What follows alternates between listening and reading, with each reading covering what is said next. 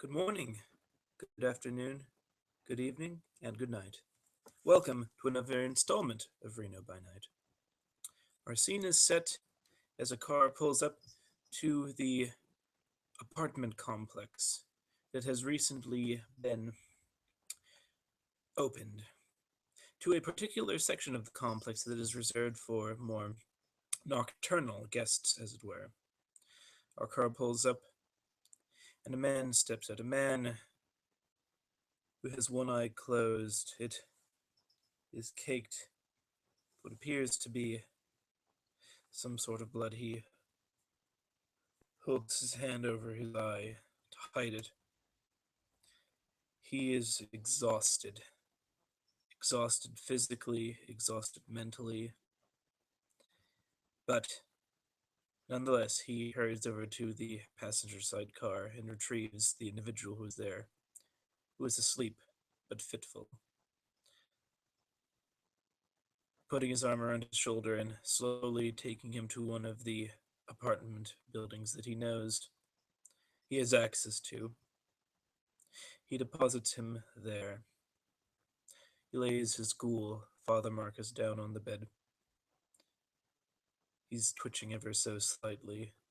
He is not having a good dream, but after what he saw earlier in the night, it is understandable. There are some things man was not meant to glimpse. But Father Alvarez was not man anymore. Or so it would seem. He sits himself down in a chair that's in the room. He looks at his poor, frail ghoul. He then stares up at the ceiling. It was over. It was truly over for him. His kingdom would come crashing down very soon. The seneschal made a fool of him in front of the Lord of Skulls. From what the seneschal had said, he had no knowledge of how connected the Balefire Coalition was to the theocracy, but word of this, word of this was invaluable to somebody like the Lord of Skulls. And very soon, word of it would reach the Red Saints below Vatican City, and that would spell the end of Father Alvarez's reign.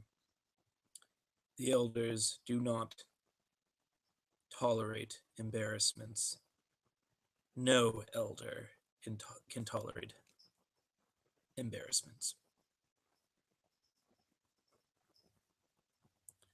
He looks out the window at Reno. He was so certain that his doom would come about from whatever strange force lies below the surface. He would have never thought it would have come from Gabriel Falcone. The strangest thing is that he truly believed he would not do something like this. Strange thing to believe, but the seneschal had always seemed sensible, someone who would not meddle in another person's affairs so long as they kept out of theirs, but he was wrong. He was terribly wrong, and that was going to be his demise. His grim vigil is interrupted by a sound coming from his ghoul. In his fitful sleeps, he calls out to his mother, to his father. It reminds Father Alvarez that he is a human being, truly a human being, although the blood has changed him. He is more closer to the daylight than the prince will ever be. Had he failed, remember a promise he made to Marcus's father a long time ago, back when he was but a neonate in the theocracy, and Marcus's father was the priest for the parish of St. Paul before it burned down in a fire. The incorruptible man is what he would always remember. that preacher as one with true faith, one who would not fall to the power of the blood. A good man. And his only request to aid Father Alvarez was that he would make sure that his son did not fall to sin or vice. Did he betray that man, that good man? Was his son any better than he was before? Sure, he was no longer consumed by vice, but he was consumed by an addiction for the blood. And he had, in his darker moments, in his more inhuman moments, often forgotten his promise. Oh, how losing an eye can make one see what a fool one has been all this time. The prince turns his attention once more to out the window. Cars are beginning to pull up. People are hurriedly entering the church, but they are finding it locked. There is a few people standing outside. He recognizes them. They are the ones he summoned. Well, those who are not hidden, that is. They are wondering now what has happened. He should go to them. He should tell them about how it was an honor for however short a time it was to be prince. Of how he truly thought, truly believed that he could do a better job than Prince From. That he could be worthy.